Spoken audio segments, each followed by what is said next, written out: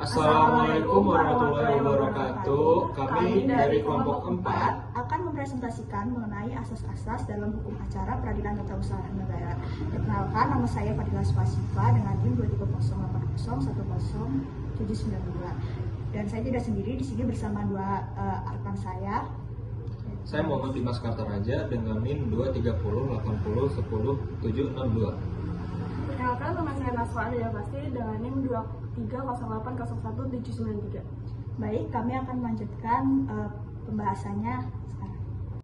Selamat pagi Bapak Ibu dan teman-teman sekalian. Perkenalkan, nama saya Naswa Adaya Pasti dan pada kesempatan kali ini saya akan menjelaskan terlebih dahulu mengenai pengertian asas hukum peradilan tata usaha negara atau biasa disebut PUN. Secara sederhana, asas-asas dalam hukum acara PUN merupakan dasar atau prinsip utama yang mengatur bagaimana proses persidangan diselenggarakan untuk menyelesaikan sengketa antara masyarakat dengan pejabat atau badan tata usaha negara. Melalui asas-asas ini, proses peradilan dapat berjalan secara adil, transparan, dan seimbang. Asas-asas tersebut juga menjadi pedoman bagi hakim dan para pihak dalam mencari keadilan, sehingga keputusan yang dihasilkan tidak hanya berdasarkan hukum tertulis, tetapi juga memperhatikan nilai keadilan dan kepastian hukum. Baik, saya lanjutkan. Perkenalkan, nama saya Fadila Spasifa dan saya akan menjelaskan beberapa asas penting dalam hukum acara peradilan tata usaha negara. Yang pertama yaitu ada asas putusan bersifat erga omnes. Asas ini bermakna bahwa putusan pengadilan itu berlaku bagi semua orang, bukan hanya bagi pihak-pihak yang berperkara saja. Karena peradilan itu berada dalam ranah hukum publik, maka akibat hukumnya bersifat umum dan bagi siapapun yang berkaitan dengan objek sengketa. Selanjutnya yang kedua ada asas keaktifan hakim atau dominus litis. Asas ini menegaskan bahwa hakim memiliki peran aktif dalam proses pemeriksaan perkara. Hal ini penting karena biasanya penggugat adalah warga negara biasa, sedangkan tergugat adalah pejabat atau badan PUN.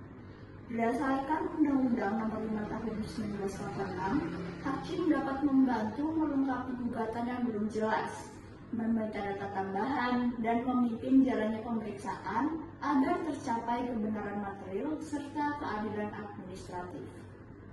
Kemudian, ada asas pembuktian bebas atau vrij bewijs. Asas ini memberikan kebebasan kepada hakim untuk menentukan apa yang harus dibuktikan, siapa yang wajib membuktikan, serta alat bukti apa yang harus digunakan.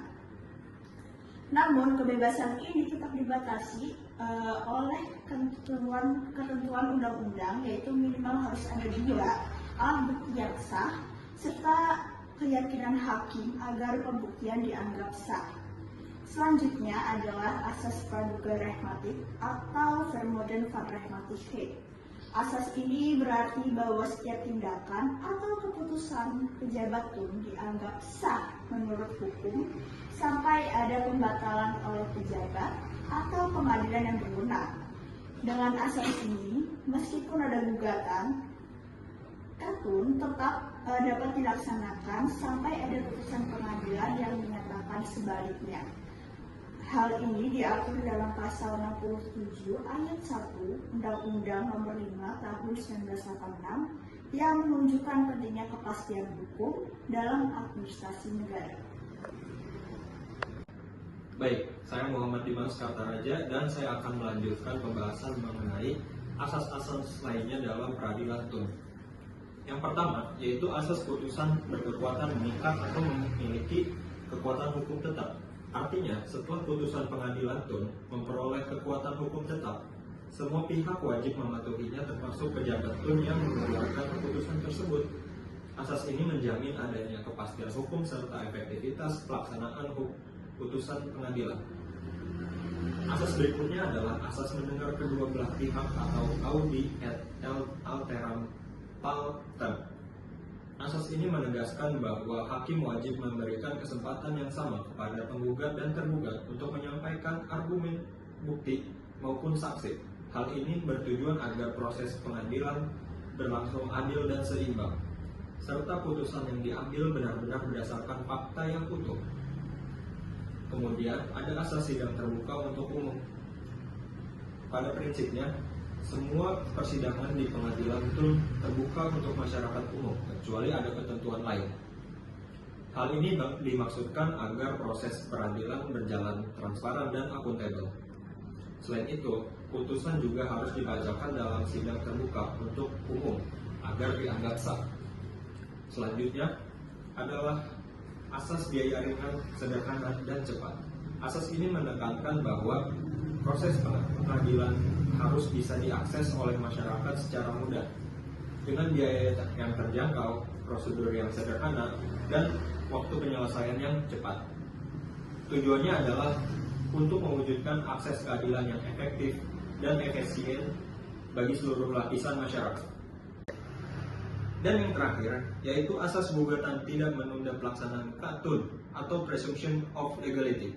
Asas ini berarti bahwa pengajuan gugatan ke pengadilan TUN tidak otomatis menunda pelaksanaan keputusan TUN yang disengketakan.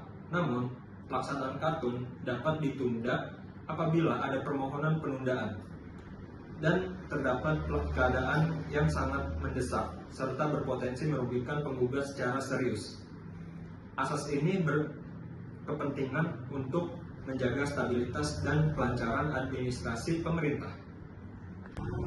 Sebagai penutup, dapat kami simpulkan bahwa asas-asas dalam hukum acara peradilan tata usaha negara berperan sangat penting dalam menjamin proses peradilan yang adil, transparan, cepat, dan efisien. Selain itu, asas-asas ini juga memastikan agar kedudukan masyarakat dan pemerintah berada dalam posisi yang seimbang di depan hukum, serta agar setiap keputusan pengadilan benar-benar memiliki kepastian dan kekuatan hukum. Demikian pemaparan dari kami, kelompok 4. Kami ucapkan terima kasih atas perhatian Bapak, Ibu, dan teman-teman. Wassalamualaikum warahmatullahi wabarakatuh.